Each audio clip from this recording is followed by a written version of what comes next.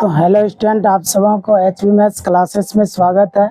तो हम लोग कॉम्पिटिटिव की ओर बढ़ते जा रहे हैं कि चाहे वो रेलवे की तैयारी करते हो या एसएससी का या बैंकिंग का या ग्रुप डी या अदर कोई भी एग्जाम हो, उससे हर एग्जाम में जो है लाभ और हानि यानी लॉस एंड प्रॉफिट इससे क्वेश्चन रहता ही है।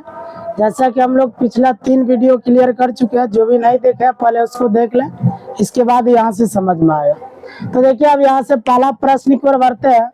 कहता है ₹450 यानी 450 रुपया के लिए एक किताब बेचकर 20% खो देता है। इसका क्या मतलब हुआ? 450 रुपया का उन्होंने क्या किया? किताब बेचा और 20% खो देता है। ठीक है, इसका मतलब क्या? हानि हुआ कि लाभ? 20% भुतला गया तो हानियन हुआ, हानि हो गया, यानी लॉस हो गया। अब कहता है कि इस राशि के लिए इसे 20% हासिल करने के लिए बेचना चाहिए। आप कितना रुपया में बेचेगा उस सामान को ताकि वो खोया हुआ 20% पुनः रिटर्न हो जाए? यही प्रश्न है, नहीं समझे? जैसे वो 450 रुपया में जब किसी किताब को बेचा, बेचने के बाद 20% उसका खो गया है। अब कहता बताइए वो किताब कितना में बेचेगा ताकि उसको 20% पुनः क्या हो जाएगा? हासिल हो जाएगा। इसका मतलब देखिए तो सॉल्यूशन में क्या है? सेलिंग प्राइस कितना दिया है? देखिए तो विक्रय मूल्य 450। जिस समय वो 450 रुपया में बेच रहे थे उस समय उसको लॉस लग गया, माना घाटा लग गया। कितना परसेंट का? 20% का घाटा लग गया। अब कहता है बताइए वो कितना रुपया में बाद में उसी किताब को बेचेगा ताकि उसे कितना प्रॉफिट हो जाए? 20% का प्रॉफिट हो जाए। सवाल का डाटा समझे? नहीं समझे फिर से समझिए। जब 450 रुपया में उन्होंने किताब को बेचा नहीं, तो उसके बाद उसको 20% का क्या लग गया? लॉस लग गया, मतलब घाटा लग गया। फिर कहता है उसी 20% को प्राप्त करने के लिए, इसका मतलब 20% लाभ कमाने के लिए वो कितना रुपया में किताब को बेचेगा? यही सवाल है। तो आप देखिए कैसे बनाइएगा, ध्यान दीजिए। तो ये जो है सेलिंग प्राइस हो गया 450, बेच रहा है। अगर शुरुआती दौर में ध्यान देंगे, शुरू में जब उन्होंने 450 रुपया में किताब को बेचा था तो उस समय 20% का हानि हुआ। तो बताइए कितना में बेचा होगा? 20% हानि हुआ बेचने के बाद। तो आखिर कितना में बेचा ताकि इसको 20% का हानि हो गया? 80% में ना, क्या नहीं समझे? 80% में सामान को बेचा है तभी तो 20% का हानि हुआ ना उसको। इसका मतलब या 20% खो दिया, इसका मतलब 80% बचा हुआ है। नहीं समझे? तो 80% वो क्या है? सेलिंग प्राइस ना, वो सेल कर रहा है 80%। नहीं समझे? अब कहता है बताइए कि उसी 20% को लाभ कमाने के लिए, मतलब हासिल करने के लिए, बताइए 20% हासिल करने का क्या मतलब है? 120%। 20% हासिल करने का मतलब 120%। तो वही कहते हैं 120% हासिल करने के लिए कितना रुपया वो बेचेगा? इसका मतलब ये सब क्या है? सेलिंग प्राइस है। तो 120% में वो क्या करेगा? बेच देगा। वो प्राप्त करने के लिए कितना में बेचना होगा? 120% में। अब इसको कैलकुलेशन कर दीजिए, परसेंटेज से परसेंटेज कट जाएगा, फिर क्या बचेगा? 450 बटे 80 गुना 120 कटा दीजिए इधर से। 40 से 40 दुना 80, 40 तिया 120, यही ना हो गया। इसको कटा दीजिए, 2 दुना 4, फिर बोलिए ना 2 दुना 4, 5 दुना 10, ठीक है ना? कितना हो गया? 225 गुना 3 कर दीजिए। 5 तिया 15, हाथ मारे ले, 3 दुना 6, 1 7, 3 दुना 6। इसका मतलब 675 रुपया में अगर वो क्या करेगा? किताब को अगर बेचेगा तो पुनः वो राशि उसको प्राप्त हो जाएगा। चले यहाँ तक नोट करिए इनको। दूसरा प्रश्न है कि जब कोई वस्तु 355 रुपया में बेची जाती है तो 355 रुपया क्या है बता दीजिए। सेलिंग प्राइस है, यानी एसपी का मान हो गया कितना 355। तो 29% की क्या होती है, हानि होती है। इसका मतलब लॉस लग गया। लॉस कितने परसेंट का लगा, 29% का लॉस लगा। तब कहता है तो 21% का लाभ कमाने के लिए, लाभ माना प्रॉफिट, इसका मतलब क्या करना है बोलिए, प्रॉफिट कितना कमाना है, 21% लाभ कमाने के लिए इसे किस कीमत पर बेचा जा सकता है, यानी कितना रुपया में बेचेगा उसी सामान को ताकि उसको 21% का लाभ हो जाएगा। तो पहले वाला सवाल हो गया। अब फिर क्या करेंगे देखिए, तो कॉमन सेंस लगाइए जरा। 355 रुपया में क्या किया, बेचा है, तो उसको लॉस कितना लगा 29%। 29% का घाटा लगा। काहे लगा 29% का घाटा, इसका मतलब वो कितना परसेंट में बेचा है, 71% में बेचा, तब ना इतना को क्या हो गया, हानि हो गया। कहने का अर्थ इसका क्या है, 29% मतलब क्या 29/100 ना। उन्होंने क्या किया, 29 रुपया में बेच दिया, जबकि बेचना था कितना में, 71 में। नहीं 29 का लॉस लगा। तो लॉस लगने के पीछे रीजन क्या है, 71 में बेच दिया तब ना, यानी 100 में इसको घटा दीजिए, निकल जाएगा वो कितना में बेचा था। इसका मतलब कितना में बेचा, 71% में बेचा, 71% में बेचा, तभी ना उसको 29% का लॉस लगा। अब कहता है अब वो कितना रुपया में बेचेगा ताकि उसको लाभ कितना होगा, 21%। शुरू से बोलता है कोई भी व्यक्ति अगर 10% का लाभ कमाना चाह रहा है, इसका मतलब उस वस्तु को 110% पर बेचेगा। अगर कोई व्यक्ति 20% का लाभ कमाना चाहता है तो 120% पर उस वस्तु को बेचेगा। नहीं समझे, तभी ना 20% का लाभ होगा। जितना में खरीदता है तो 100% ना होता। जैसे 80 रुपया में खरीदा तो 80 रुपया उसके लिए 100% हो गया क्रय मूल्य। नहीं, आप जितना परसेंट का लाभ कमाना चाहते थे 100 में उतना जोड़ा जाता है। 21% का लाभ कमाने के लिए वो कितना में बेचेगा, 121% में बेचेगा, तभी ना उसको इतना परसेंट का लाभ होगा। तो इसका मतलब गुना कितना परसेंट, 21% का लाभ कमाने के लिए बेचेगा तो 121% में बेचना होगा। तो 121%, ये समझे। आप फिर देखिए परसेंट से परसेंट कट गया, क्या बचा 355/71 गुना 121, कटा दीजिए, 5 बार में कट गया। तो 121 गुना 5 कर दीजिए, 121 गुना 5, 5 कम 5 है, 5 2 10, 5 1 6, तो 605 रुपया कहाँ, सी नंबर। सी ऑप्शन आपका करेक्ट हो गया।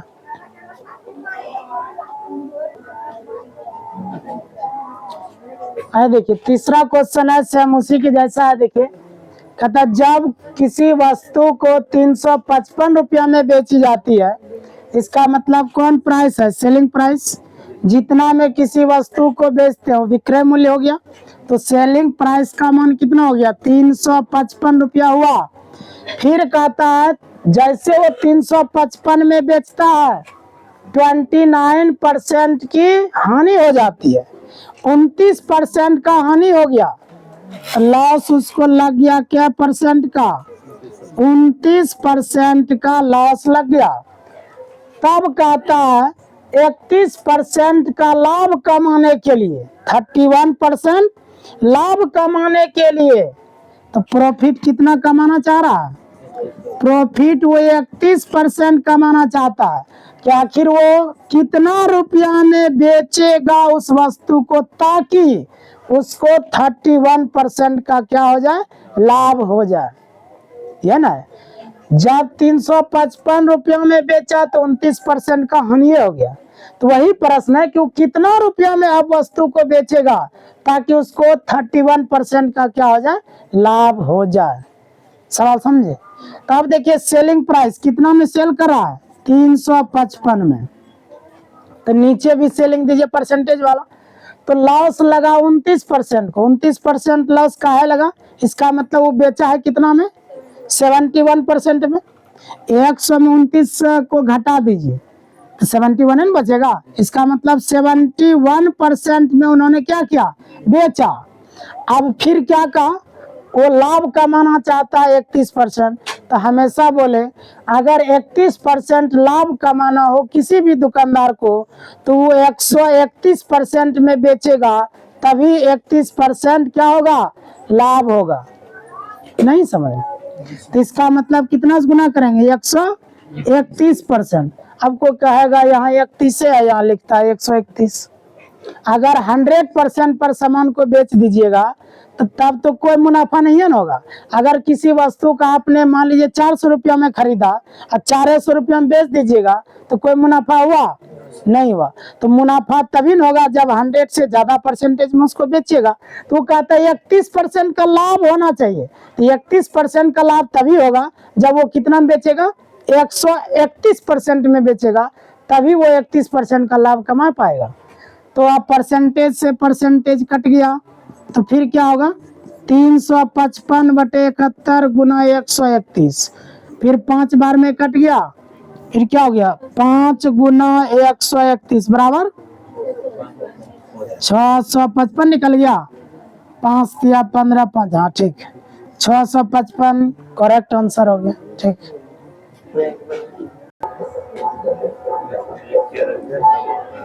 चले चौथा प्रश्न कहता है एक वस्तु 10% की हानि पर 810 रुपया में बेची जाती है।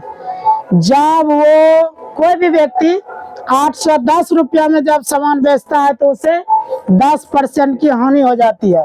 तो सेलिंग प्राइस कितना हो गया, एसपी का मान 810, तब उसको लॉस कितना लग गया, लॉस लग गया 10% का। तब कहता यदि हानि 20% हो, फिर कहता हानि है ना, अगर लॉस कितना परसेंट लगे, 20% का, तो बताइए का कि वो कितना में वस्तु को बेचा था, यानी एसपी बराबर वाट पूछ रहा है ना। पहले बेचा 810 रुपया में तो उसको 10% का लॉस लग गया, नहीं कहता उसको 20% का लॉस लग जाए तो कितना में बेचेगा। दुगुना लॉस लगाने के लिए कोई आदमी सोच रहा है, आखिर वो कितना में बेचेगा जो दुगुना लॉस लग जाएगा, है ना। हो गया तो देखिए कॉमन सेंस से बनाते हैं।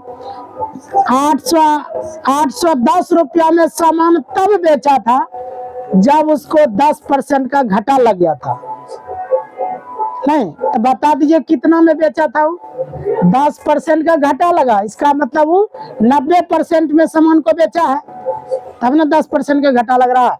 इसका मतलब 90% का क्या लग गया उसको, 90% में वो सामान को बेचा, ये भी विक्रय मूल्य, ये भी विक्रय मूल्य। अब गुना, अब कहता है उसको कितना घाटा लगाना है, 20% का घाटा लगाना है। तो 20% का घाटा लगाने के लिए वो 80% में बेचेगा तभी घाटा लगेगा ना, नहीं समझे। 80% में सामान को बेचेगा तब ना 20% का घाटा लगेगा। इसका मतलब वो कितना में बेच रहा है, अभी 80% में बेच रहा। अब इसको कैलकुलेशन कर दीजिए, तो परसेंटेज से परसेंटेज कट गया, 810/90 गुना 80 लगता है 99 81 98 72, यानी 720 रुपया। यही आपका करेक्ट आंसर हो गया। नहीं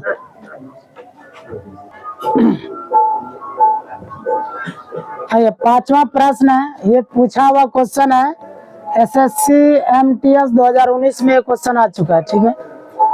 तो ये कहता है जब कोई वस्तु 480 रुपया में क्या करती है, बेची जाती है, इसका मतलब ये सेलिंग प्राइस हुआ, है ना। सॉल्यूशन, तो सेलिंग प्राइस कितना है, 480 रुपया है।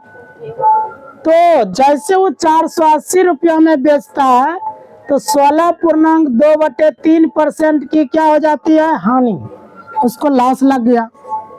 लॉस कितना का लगा, 16.2/3% का।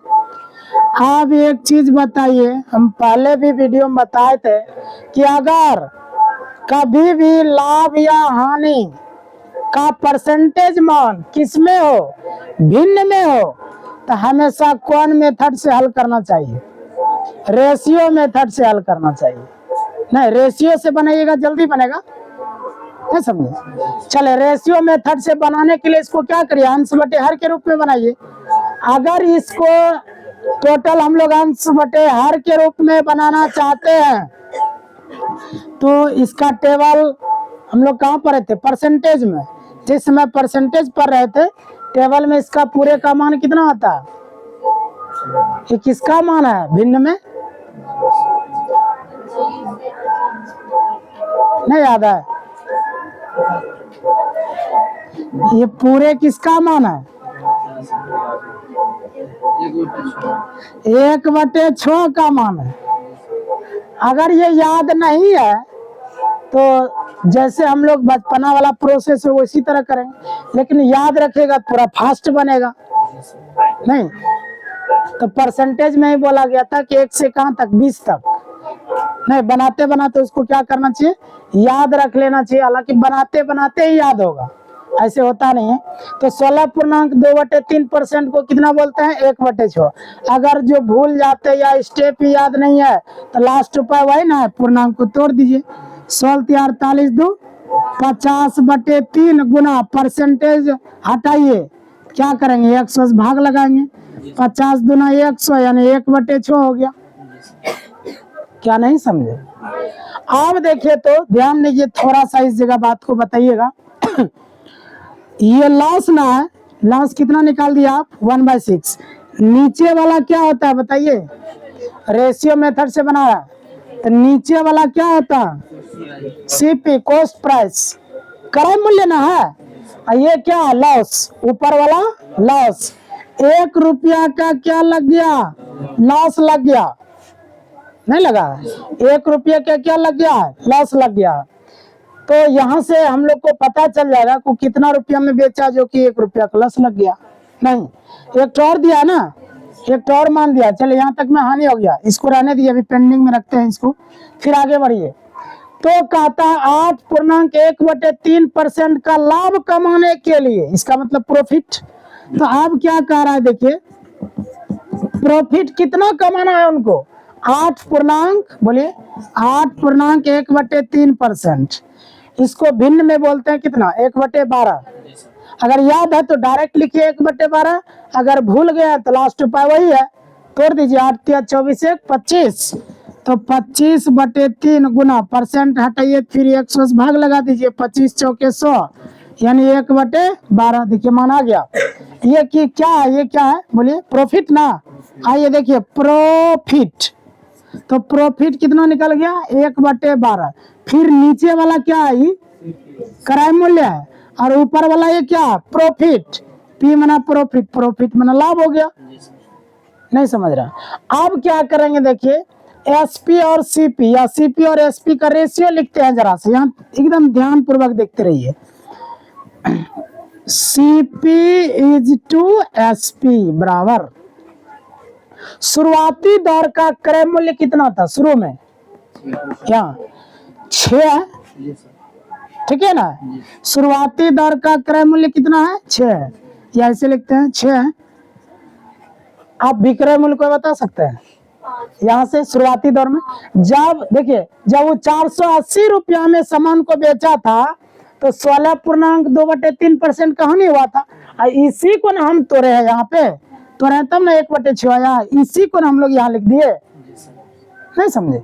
तो शुरुआती दौर में लॉस कितना लगा? 1/6। इसका मतलब हुआ कि 6 रुपया में वो किसी वस्तु को क्या किया था? खरीदा था। तो उसको लॉस लग गया कितना? 1। तो 1 रुपया का लॉस काहे लगा? वो कितना में बेचा कि 1 रुपया का लॉस लगा? 6 रुपया में किसी सामान को खरीदा था और 1 रुपया उसको घाटा लग गया बेचने के बाद। इसका मतलब क्या रुपया में बेचा? 5 रुपया में बेचा, तब ना 1 रुपया का घाटा लगा। क्या नहीं समझे? तो इसका मतलब क्या होगा बताइए? बेचा कितना में? सेलिंग कर दिया 5 रुपया में, खरीदा था 6 रुपया में लेकिन बेच दिया 5 रुपया में, तब ना उसको 1 रुपया का घाटा लग गया था। नहीं समझे? ये पहले का स्थिति था, यहाँ तक का, यहाँ तक का। फिर आप बाद में कुछ बोलता है, देखिए यहाँ बोला। तो 8.1/3% का लाभ कमाने के लिए 8.1/3% का लाभ कमाने के लिए, नहीं कमाने के लिए किस कीमत पर बेची जानी चाहिए? कितना रुपया में उस सामान को बेचेगा ताकि उसको इतना परसेंट का क्या हो जाए, लाभ हो जाए, यही ना।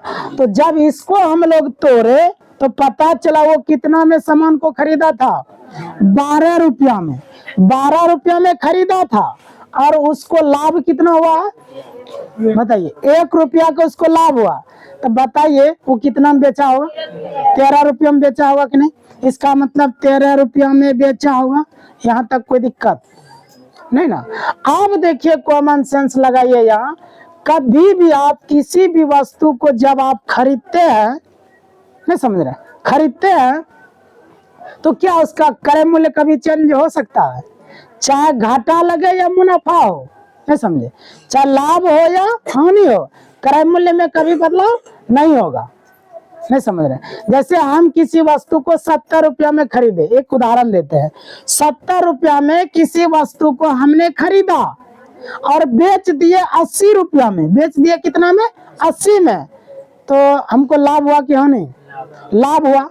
तो लाभ हुआ कितना का, 10 रुपये का लाभ हुआ, तो क्रय मूल्य तो मेरा 70 रह गया, नहीं समझे। फिर कहते हैं उसी वस्तु को, जो वस्तु हमने 70 रुपया में खरीदा था, जिस वस्तु को हमने 70 रुपया में खरीदा था और उसको बेच दिए हम 50 रुपया में, कितना बेच दिए, 50 रुपया में, तो बताइए हमको हानि हुआ कि लाभ? हानि हो गया। कितना का हानि हुआ? 20% का। इसका मतलब 20 रुपया का क्या हो गया, हानि हुआ। तो बताइए क्या क्रय मूल्य बदलना चाहिए? किसी भी व्यक्ति को चाहे लाभ होता हो या हानि होता हो, उसके क्रय मूल्य में कभी परिवर्तन नहीं होना चाहिए। हाँ, विक्रय मूल्य अलग अलग हो सकता है, नहीं समझे, विक्रय मूल्य अलग अलग हो सकता है, लेकिन क्रय मूल्य अलग अलग कभी नहीं हो सकता है। चाहे किसी व्यक्ति को लाभ होता हो या हानि होता हो, क्रय मूल्य सेम सेम होना चाहिए कि नहीं होना चाहिए? होना चाहिए। लेकिन यहाँ मामला देखिए क्या आ गया, यहाँ क्रय मूल्य पहले 6 था, बाद में हो गया 12। इसका मतलब कुछ न कुछ गड़बड़ी हुआ है यहाँ। तो अब क्या करना पड़ेगा, बराबर करना पड़ेगा। क्या बराबर करिएगा? केवल क्रय मूल्य को बराबर करेंगे। विक्रय मूल्य तो कुछ भी हो सकता है, हम घाटे लगा के बेचेंगे मेरा मर्जी, नहीं समझे, लाभ कमा के बेचेंगे मेरा मर्जी, लेकिन क्रय मूल्य में तो कोई परिवर्तन नहीं होना चाहिए। विक्रय मूल्य में परिवर्तन हो जाए चलेगा, कहा चलेगा, घाटा भी लग जाए या फिर नफा हो जाए, उससे हमको क्या मतलब है। लेकिन क्रय मूल्य, गणित कहता है क्रय मूल्य में बदलाव तो नहीं होना चाहिए कभी, नहीं समझ रहे। तो अब क्रय मूल्य को बराबर करना होगा। तो बताइए अब क्या करेंगे, दोनों बराबर करना है, केवल क्रय मूल्य को बराबर करना, विक्रय मूल्य कुछ भी हो जाए उससे मतलब नहीं है। तो बताइए क्या करना चाहिए?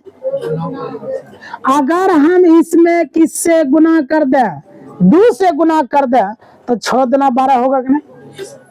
इसी को तो बराबर करना था, लेकिन रेशियो कहता है, ये हकीकत में कितना लिखा हुआ है देखिए यहाँ, ये हकीकत में 6/5 ना लिखा हुआ है। तो गणित कहता है, हम लोग पिछले बेसिक क्लास में भी समझाए थे सब, कि अनुपात में जब जब रहता है किसी निश्चित संख्या से दोनों में आप गुना भी कर सकते हैं, भाग भी कर सकते हैं, लेकिन 0 को छोड़कर, 0 को छोड़कर। अभी जरूरत पड़ गया किसका, 2 से गुना चाहिए, किसमें, 6 में। अगर आप 6 में 2 से गुना करते हैं तो 5 में ना 2 से गुना करना पड़ेगा, तभी ना इस पर कोई असर नहीं पड़ेगा, नहीं समझे। मैं तो वही कह रहा है, आप जरूरत के हिसाब से कुछ भी करिए, लेकिन सवाल पर कोई असर नहीं पड़ना चाहिए। आपका काम भी बन जाए और सवाल पर कोई असर भी ना पड़े। अगर हम 2 से गुना करते हैं तो मेरा काम बन जाता है और सवाल पर देख रहे असर भी नहीं पड़ता है। कोई कहेगा देखिए असर तो पड़ गया, कभी नहीं पड़ेगा, फिर 2 काटिएगा तो 6/5 न बचेगा, असर कहाँ पड़ा, नहीं समझे। तो इसीलिए हम लोग अब क्या करेंगे, गुना करिएगा 2 से तो दोनों में ना गुना करना पड़ेगा। तो अब देखिए ये जो 2 लिखे हैं, इसका मतलब होल ब्रैकेट लेते हैं इसे, नहीं समझे। तो ये 2 इस 6 में भी गुना होगा और 5 में भी होगा, तब ना इसे पालन करिएगा इस नियम को। तो अब देखिए क्या बन जाएगा, 6 दुना 12। चले तो ये क्या हो जाएगा, आप देखिए तो 6 दुना 12, और ये किसका रेशियो चल रहा है वो भी लिख देते हैं, CP/1 SP, यानी कि 12:6 और 5×10। फिर क्या हो गया 12:13। अब ये मामला क्लियर हुआ, ये अब सवाल एकदम बिल्कुल सीधा हो गया। पहले टेढ़ा मेरा सवाल था, अब हो गया सीधा। नहीं समझे? अब आइए मेन प्रश्न पर पुनः लौटिए पीछे। अब क्या होगा, तो अब 480 रुपया में आपने बेचा था, नहीं बेचा था, ये विक्रय मूल्य है। तो 480 रुपया में जब आपने बेचा था तो उसको कितना हानि हुआ था, 16.2/3, है ना। अब ये वाला मान कहाँ है, इसको लेके चलिए, यहाँ है, इसको यहाँ लिखा, इसको यहाँ लिखा, फिर इसको जब तोड़े तो ऊपर में ये आ गया। तो आप क्या किए, बेचने वाला ना, ये विक्रय मूल्य ना हुआ। तो जब आप क्रय मूल्य को बराबर किए तो पहले कितना में बेचे आप, 10 में, इसका मतलब 10 से भाग करना पड़ेगा। अब फिर आप बाद में क्या किए, कहता इतना लाभ कमाने के लिए, बाद वाली बात हुआ, इतना लाभ कमाने के लिए, तो बाद वाली बात तो ये है, इतना लाभ कमाने के लिए क्या रुपया में बेचिएगा। तो बेचना माना क्या, विक्रय मूल्य, विक्रय मूल्य कितना 13, इसका मतलब 13 यूनिट का मान चाहिए। 13 यूनिट का मान निकालने के लिए क्या करेंगे, 13 से गुना कर देंगे, ये ना होगा। अब ये क्या हो गया, 0 से 0 कैंसिल हो गया, तो 48 गुना 13 करेंगे तो कितना हो गया, 624 हो गया।